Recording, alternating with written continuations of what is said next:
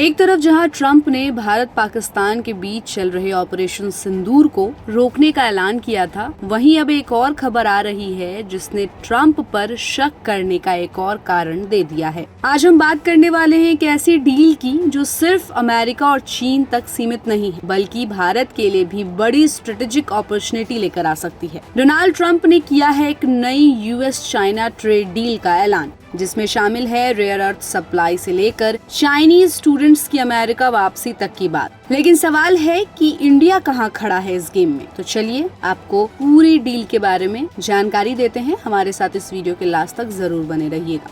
सबसे पहली बात कि यूएस चाइना ट्रेड डील है क्या। तो डोनाल्ड ट्रंप ने लंदन में अपने बयान में कहा कि हमारी डील हो गई है और अब इसे फाइनल अप्रूव करना है, और इस डील में 3 बातें शामिल हैं। रेयर अर्थ सप्लाई का समझौता। चीन अमेरिका को रेयर अर्थ मिनरल्स देगा जो ईवीज, हाईटेक मशीनरी और डिफेंस सेक्टर के लिए जरूरी होते हैं।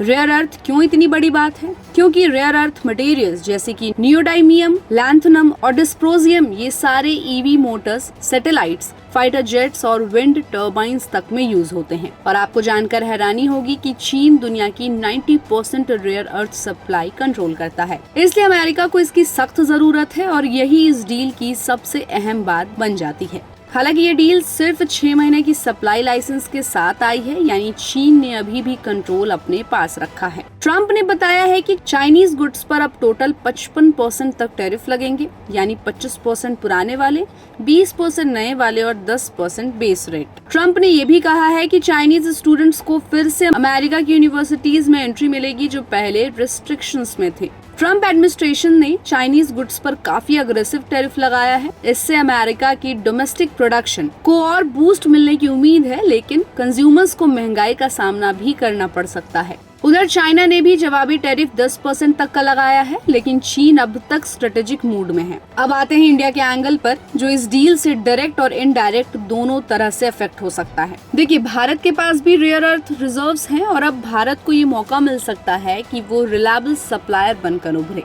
भारत ऑस्ट्रेलिया, जापान और अमेरिका के साथ रेयर अर्थ स्ट्रेटेजिक पार्टनरशिप्स बना सकता है। सरकार अगर माइनिंग और रिफाइनिंग पर जोर दे तो भारत इस फील्ड में गेम चेंजर बन सकता है। अगर चाइनीज गुड्स पर अमेरिका में टैरिफ बढ़ा तो इंडिया को अमेरिका में एक्सपोर्ट का मौका मिल सकता है, स्पेशली इलेक्ट्रॉनिक्स, टेक्सटाइल्स और मशीनरी जैसे सेक्टर्स में। मेड इन इंडिया प्रोडक्ट्स की डिमांड बढ़ सकती है, पर हमें प्राइस कॉम्पिटिटिवनेस और क्वालिटी बनाए रखनी होगी। अब जब चाइनीज स्टूडेंट्स को फिर से अमेरिका जाने की परमिशन मिल रही है तो हायर एजुकेशन मार्केट फिर से खुल रहा है। इंडिया को अब अपनी एजुकेशन क्वालिटी, रिसर्च कोलैब और ग्लोबल रैंकिंग्स पर काम करना होगा। Indian universities foreign tie up से अट्रैक्ट कर सकती है इंटरनेशनल स्टूडेंट्स को।